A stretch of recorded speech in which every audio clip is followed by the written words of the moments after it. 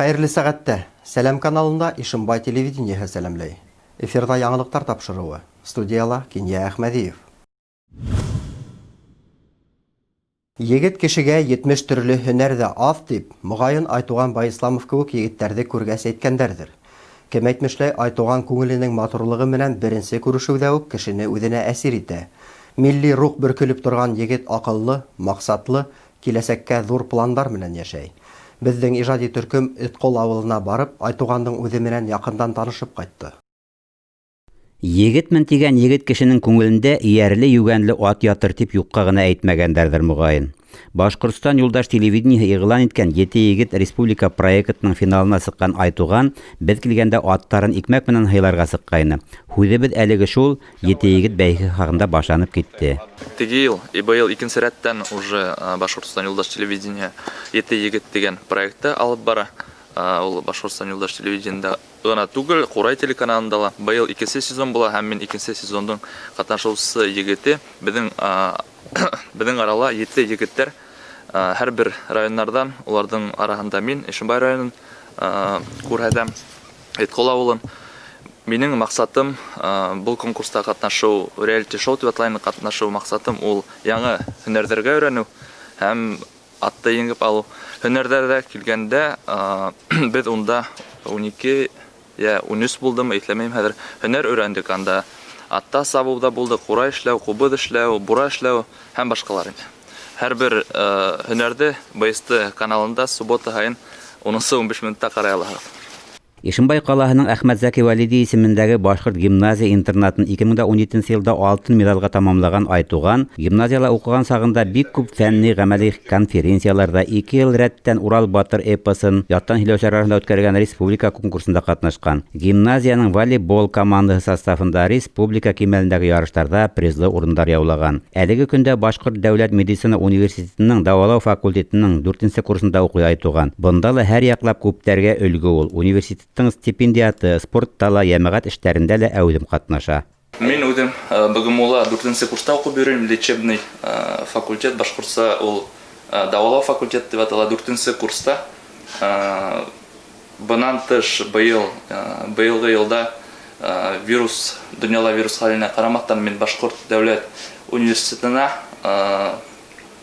юл тоттом һәм киреп киттем. Аллаға шөкөр, 1-нче курста уҡып йөрөйөм. Русса әйткәндә Малая академия государственного управления дип атала.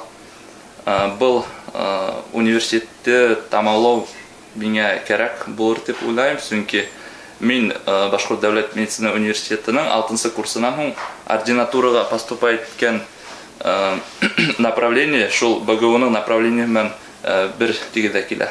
Балаларҙың тәрбиәһе, уҡыуға, эшкә, ғөмүмән тормошта янып йәшәргә ынтылышы ата-әсәләрҙән килә торғандыр. Юҡҡа ғына ояһында ни күрһә, осҡанында шул булыр тимәйҙәр бит. Айтуғандың әсәһе Раушания Ғайса ҡыҙы 30 йылға яҡын юғары Өткөл ауылы дауаханаһында шәфҡәт туташы булып эшләй. Әйткәндәй, Байыслановтарҙың өлкән улдары Ғәзиз менән Гөлназ килендәре лә медицинаны үҙ иткәндәр. Улар икеһе лә фармацевттар. Өлкән Байысламов Сәлим Әүхәҙи улы заманында Ишембай һабан туйҙарында ғына түгел, тирә-йүн райондарҙа ла, хатта республикала бил бирмәҫ көрәшсе булды. Үҙенең улдарын да тормошта һәр еңеү, һәр уңыш көрәш аша килә дип тәрбиәләгән ул.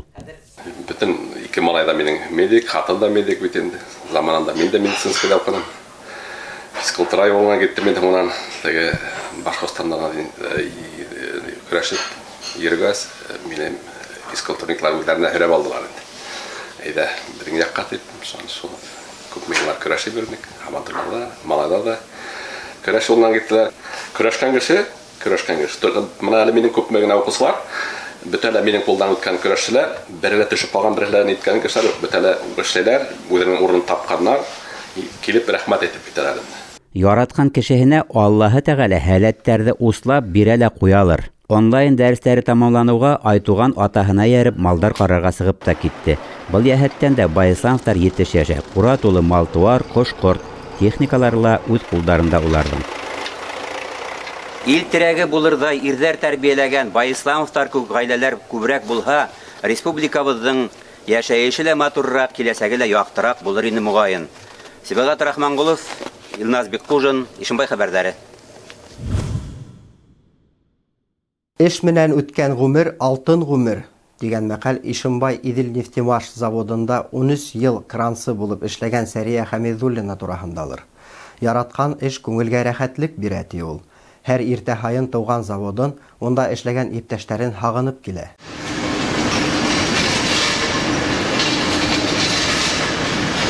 Идел-Нефтемаш заводында иртәнән алып кара кискә тиклем эш тынмай. Иң авыр эште минеңсә 10 тонналык кранда эшләүсе крансылар башкаралыр мугаен. Бүгенге сюжетымның геройы ла крансы, ул Сәрия Хәмидуллина. Ул эшләгән Идел-Нефтемаш компанияһы 1979 елда асыла. Башкортстанда гына түгел, Рәсәйдә иң көчле компанияларның береһе ул. Сәрия Хәмидуллина 13 ел инде таң һарыһынан торып, яраткан заводына эшкә килә. Без уны цехта кайнап торган эш өстендә тап иттек. Мин крановщица булып 38 ел эшләйм. Үз профессиямды нык яратам, нык җаваплы, авыр эш. Унар туны, хигидәр туны листлар күтәрәбез, машина төзәрсен, запчастлар эшләйбез. 10 классы тамамлагач, кайда барайым, кем булайым дигән һорау тормай Сәрия Хәмидуллина алдында. Макар урта мәктәбен яхшы билдәләргә генә тамамлаган кыз, иптәшләре белән Салават калаһына юл тота. Унда 55-нче һөнәрчелек училищеһын тамамлап, Быяла заводына эшкә килә. Уның хезмәт кенәгәһендә 2 генә юл язылган. Быяла заводынан һоң Идел-Нефтемаш заводында крансы булып эшләү. Бар гомерен яраткан һөнәреннән багышлаган Сәрия Әхмәт кызы үз эшенең нескәлекләрен белә. Арымай талмай, иртәнән алып кискә тиклем завод буйлап кирәкле йөк ташый. На нашем вот заводе, где все детали очень тяжелые, заготовки очень тяжелые, эта профессия становится одной из важнейших профессий. К сожалению, вот, мы не имеем другой альтернативы и вынуждены перевозить все тяжелые заготовки с помощью мостовых кранов. Вот вы уже видели эти мостовые краны здесь. Видите вокруг заготовки, которые все весят десятки, сотни килограммов, некоторые по несколько тонн. Их работа начинается прямо со склада металла. Заводтың техник директоры Николай Кузенцов менән металл әҙерләнгән келәттәргә үтәбез. Бында нимә генә юк. Төрле размерлы тимер турбалар, күп төрле металл изделиялар, сымдар, канаттар, кадаудар, беркеткес нығытқыстар. Заводка металлды автотранспорт юлы менән илебезнең төрле тарафтарыннан, атап әйткәндә, Магнитогорск, Силәбе, Урал аръягы калаларынан килтерәләр. Зур гына урында Белорит металлургия комбинатында итештерелгән корос аркандар алып тора. Профиле, размеры, калынлыгы буенча китеп, айырып халынган авыр металлды кранслар завод буйлап тарата. Өдөклек булмаһын өчен кирәкле цехка алып барып биткерә һала. Завод буйлап югарыла, тегеләй булай йөргән күпер крандарында хатын-кызлар әллә күпме тонналык металл изделияларын күтәреп йөрүтер дип уйламассың да. Безнең цех бик зур, эш күп, эш авыр. 2 крановщица бездә эшләй, Хәмидуллина Сәрия, Абдуллина Гөлфирә. Эшләре бик яваплы, бик ответственный, зур йөкләр күтәрәләр алар. Эш көне буена күп, конечно, арыйлар кызлар, но бик әйбәт, бик ару эшләйләр, молодцы. Мактаудан башка әйтер сүзләрем юк. Идел-Нефтемаш яуаплылыгы сикләнгән җәмгыяте әлеге вакытта бар көсенә эшләй. Хана Максутова, Арсен Рахмангулов, Ишембай хәбәрдәре. Ишембай калаһында табибларга хәстәрлек акцияһы дәвам итә. Был юлы Ишембай районының 5-нче сакырылыш совет депутаттары инфекция госпиталендә эшләүче табибларга ярдәм йөзеннән бик күп кирәкле әйберләр тапшырды.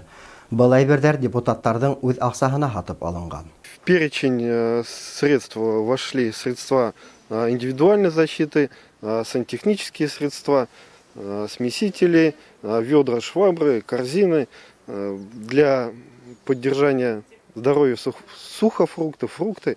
Ну, в целом, конечно, не такой большой объем этой помощи оказался, но чем мы смогли, тем мы помогли. И надеемся, что в дальнейшем эта акция будет повторяться, продолжаться. COVID-19 менән эшләгән табибларга мәктәп укучылары ла рәхмәтле. Калабызның 12-нче лицей укучылары шатлыгың менән уртаклаш акцияһында әүдем катнашып, Ишембай үзәк дәваханаһының COVID-19 менән эшләүче табибларына үзләренең рәхмәтләрен, изге теләкләрен yetkirdi. Ишембай калаһының Юрматы мебели магазины матур, сифатлы дивандар һатып алырга тәкъдим итә. Һатып алучыларҙы Бульвар урамы 33-нче һанлы йорт адресы буйынса көтәләр. Мебель салоны «Пятерочка» магазины бинаһы эсендә урынлашкан. Күңелгә яткан диванды заказ биреп кыска гына вакыт эсендә эшләтеп алып була. Бөтә мебельгә гарантия 18 ай. Артабан киләһе сюжетта. Яш эшкуар Илнур Маратулы Гыйниятуллин атаһы юлынан китә. Дәртле сәмсел егет 2012 елда сануктар һатып ала. Яңы цех асып ебәрә. Үзе һәмәк егәрле, агасы өчен белгән, гетди тырыш егетләрне эшкә сакыра. Диван эшләү эшенә тотына. Кыска гына вакыт эчендә ул җитәкләгән коллектив районда билдәлелек яулай. Хәзер эргә-тирәләге авыл халыклардан да һатып алучылар өдөлмәй магазиндан. Мебельдең күплегеннән, матур төсләреннән күҙҙәр камаша. Креслоһы менән мөйешле йомшак дивандар, тағатылған дивандар, төрле модельдә һәм төрлесе хакта. Балалар өчен дивандардың тышлыктарына төрле мультфильм персонаждары төшерелгән. Кухня гарнитурыла заказ буенча эшләнә. Уларны ла үзе теләгән үлчәмдә һәм төстә төрле материалдан эшләтергә була. Эшкуарлык минең өчен иң элек күңел талабы, аҙаҡ кына килем сығанағы. Яраткан эшем максатыма ирешергә ярдәм итә. Эш юнәлешен һайлар артынан оҙаҡ кына баҙарҙа өйрәндек. Үҙ мөмкинлектәребеҙҙе барланыҡ. Хәҙерге заманда конкуренцияның көслө икәнен аңлайбыҙ. Шуға күрә продукцияны тик сифатлы материалдан гына етештерәбеҙ, ди Илнур Гыйниятуллин. Әлбиттә, беҙ диванның каркасына, уның эске мейенә бик йөкмәткеле ниле етди ҡарайбыҙ. Ҡарағай ағасынан өҫтөнә фанераны һалып, һуңынан да пенополиуретанды халыҡ поролон тигән нимәне беҙ бик яҡшыһын әйбәтен тығыҙын алабыҙ.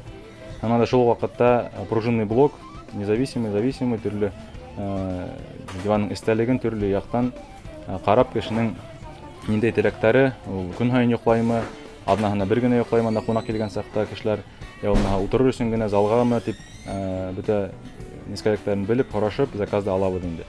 Диван тышлыҡтарын Сәлетама, Күмертау, Ырымбур, Ҡазан, Өфө, Мәскәү, Салауат ҡалаларынан һатып алалар. Башҡа магазиндарҙан айырмалы рәүештә хаҡтарҙа тешләшмәй. Дивандың уртаса хаҡы 7,000-дән алып 35,000-гә тиклем. Халыҡтың ихтияжын ҡәнәғәтләндергә тырышалар салон хеҙмәткәрҙәре. Юрматы мебель знаю уже давно, довольно, практически, получается, с 2013 года. Первый раз я у них приобрела диван, очень была довольна качеством, выбором, ассортиментом. Во-первых, они делают под заказы, которые нужны клиенту и в короткие сроки.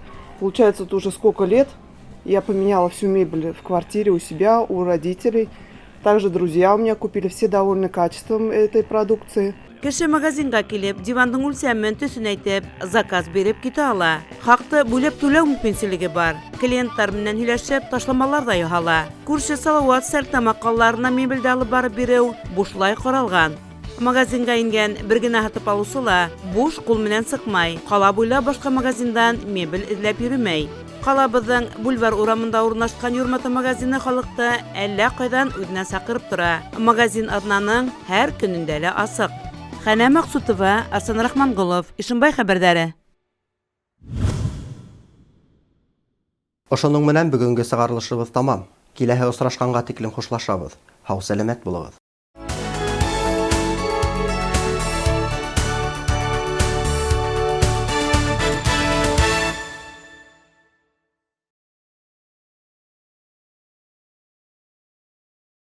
Внимание! Пропал человек. Тагиров Руслан Римович, 93-го года рождения. 22 октября вышел из дома в неизвестном направлении. По настоящее время его местонахождение неизвестно. Рост 170, телосложение среднее, волосы темные, глаза серо-зеленые. Был одет: куртка темно-синяя балоневая с капюшоном, брюки балоневые черные, берцы черные. Возможно, потерял память. Просим всех, кто обладает какой-либо информацией, сообщить по телефону 8 987 10 60 601 или 02.